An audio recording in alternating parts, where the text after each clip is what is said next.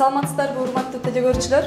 Мен Кыргыз-Түрк Манас университетинин туризм жана мейманкана башкаруу факультетинин магистрантымын. Бүгүн мен сиздерге эне жана бала үчүн жеңил бат боло турган кабачок менен тамак жасап бермекчимин. Ал үчүн бизге кабакча, un, жумуртка, каймак, сарымсак, өсүмдүк майы жана татымалдар керектелет. Муну сиздер үй шартында балдарыңыздарга жасап берсеңиздер болот. Жумушубузду биринчи жашынчаларды алгачкы иштетүүдөн баштайбыз. Кабакчаны колдонордон мурун жууп, тазалап, актан сууга жууп, андан кийин арчып, анан колдонобуз. Биз кабакчаларды туурап алдык, даяр. Эми буларды туурайбыз. Уруктары майда болсо, пюреге кошсо болот. Эгер уруктары чоң болсо, анда алып коюшубуз керек болот. Биздин азыр кабакчабыздын уруктары майда эле экен. Демек, бунун бардыгын уругу менен кошо жасайбыз.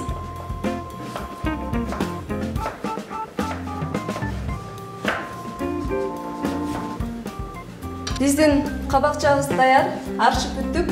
Азыр болсо аз өлчөмдөгү сууда бышырып алабыз. Бышуу убактысы 5-10 мүнөт.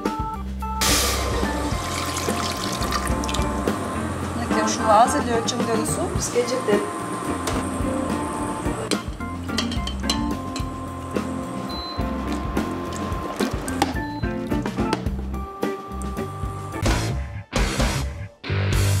Балабыздын пюреси даяр болгучакты биз өзүбүзгө кабакчадан куймак даярдайбыз.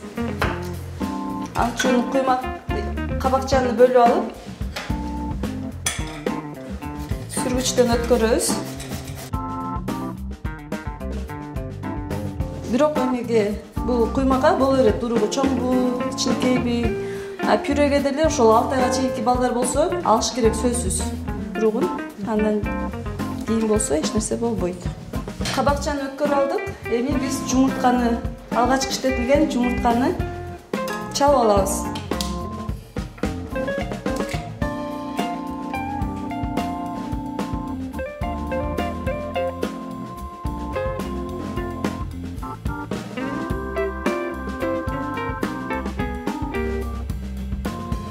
Мисебин кууруп баштайлы.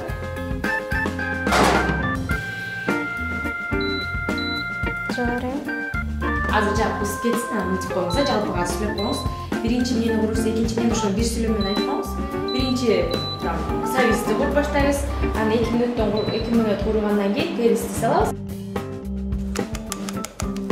Чалынган жумуртканы кабакчабызга кошобуз.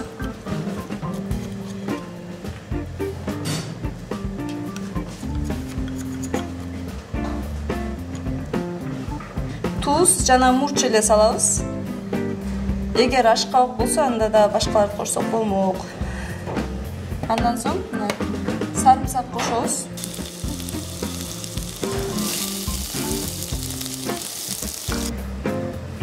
Бардык кошулган азыктарды жакшылап аралаштырабыз. Биздин куймагыбыздын азыктары даяр болду. Ушинтип элексиңер ди. Зажаркабыз даяр болгучу жакшылап аралаштырабыз. Бул этини өзүңүздөр каалаган татымалдарды Даяр куймактын камырын салабыз ысыган майга.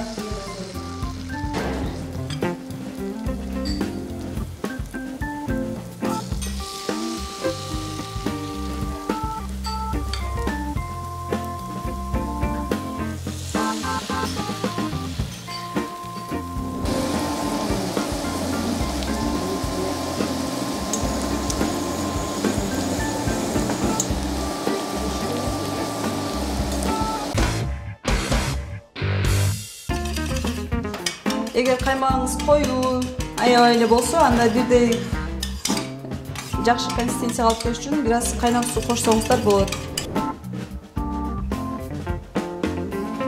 Биздин куймагыбыз даяр болду. Эми болсо kabakçadan püre daярдайбыз балдар үчүн. Азыр kabakчаны, бышкан kabakчаны блендерге салып эзебиз. Эгер үй шартында блендер жок болсо, анда бышкан кезинде ысыгында дароо кашык, вилка менен эзсеңиз, жакшы бир тектүү масса пайда болот пателе.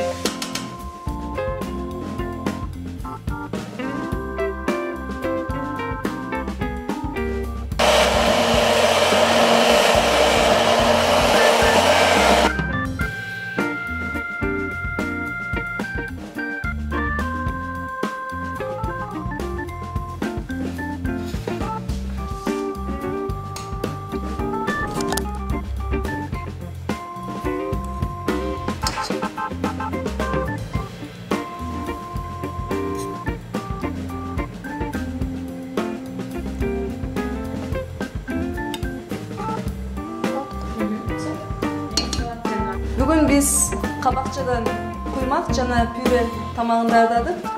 Бул тамак балалуу энелер үчүн бат жана туура тамактануу болуп эсептелет. Тамагыңыздар таттуу болсун.